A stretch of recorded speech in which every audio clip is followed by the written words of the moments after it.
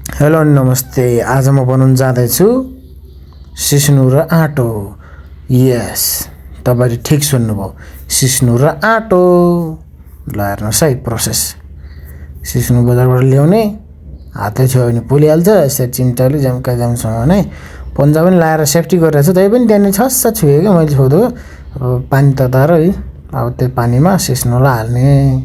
सिस्नुको कलियो कलियो पात हाल्दा राम्रो हुन्छ। मैले चाहिँ सबै हालिदिएँ है, समात्ने कुरो नभएर, केलाउने कुरो नभएर राम्रोसित।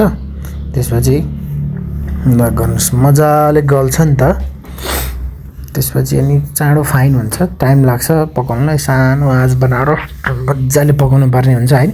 त्यसपछि पाकिसकेपछि लसुन, अनि त्यसपछि खुर्सानी हाखेर मजाले, अनि त्यसपछि झैँ पारेर झान्दाखेरि झन् बडो स्वाद आउँछ है। त्यसपछि मजाले घोट्ने, फेरि घोट्न चाहिँ छोड्नुहुन्न क्या सिस्नुलाई।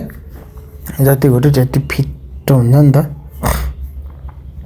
ल यता चाहिँ आँटो बन्दैछ। मकैको आँटो, मकैको ढिँडो खुब खाने गरेको छु मैले पनि। चट्ट रेडी भएपछि प्लेटिङ गर्नु पऱ्यो नि त। थालमा हाल्नु पऱ्यो है, पस्किनु पऱ्यो। ल मजाले साइडमा टिकटक पनि हेर्दैछु। अनि यसरी अब एक साइडमा ढिँडो आँटो, अर्को साइडमा सिस्नु होइन, यसरी राखेर मजाले भिडियो बनाउनु पर्छ। माथिबाट 3टा खुर्सानी राखेँ। ओ माई गड, डल्ले खुर्सानी। ल सुरु गरेँ है त। पुरै तातो नुहाएर आफैले आँटो बनाएर सिस्नु रेडी थियो। खाएँ मजाले। ओ माई गड, हेर हरियो खुर्सानी त गरम पिरो त लिइहाल्नु, घ्याम झ्याम गम गम खानुपर्छ, मजा आउँछ। सिस्नु पहिला नि खाइएको थियो, त्यसपछि अहिले पनि खानु पाएँ होइन, र साह्रै खुसी लाग्यो। सहर बजारमा पनि सबै थोक पाइन्छ, तर गाउँमा फ्रीमा पाइन्थ्यो। आलीको के अरे काल्लामा हुन्छ गाउँभरमा, पाहाडतिर। एकजना मैले सालीलाई भनेको थिएँ, मैले सिस्नु खाएँ भने हाम्रो पाहाडतिर टन्नै पाइन्छ, पाहाडबाट पठाइदेऊ न भनेको। म पाहाडमा छैन, म तराईमा छु भनेर। अनि फेरि भनेको थिएँ मजाले गेम है।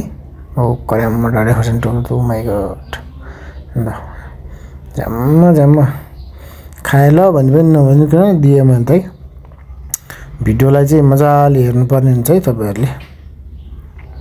यस्तरी हेर्नुहोस्, झ्याम्का झ्याम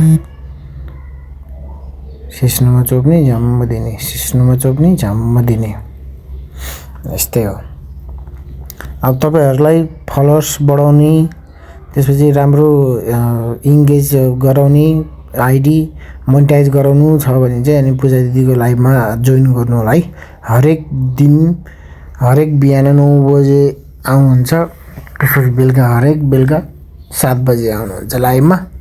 त्यो समयमा चाहिँ तपाईँहरूले जोइन गर्न सक्नुहुन्छ। उमाइ गरेर नि त पिरो।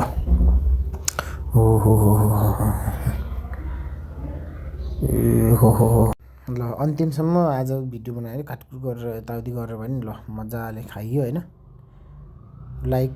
भिडियोलाई लाइक कमेन्ट रिपोस्ट गरिदिनु होला होइन। म पनि तपाईँहरूको भिडियोमा यसो लाइक कमेन्ट रिपोस्ट गर्नेछु। धन्यवाद। एकजुट भएर लाग्नुपर्छ है। जय नेपाल।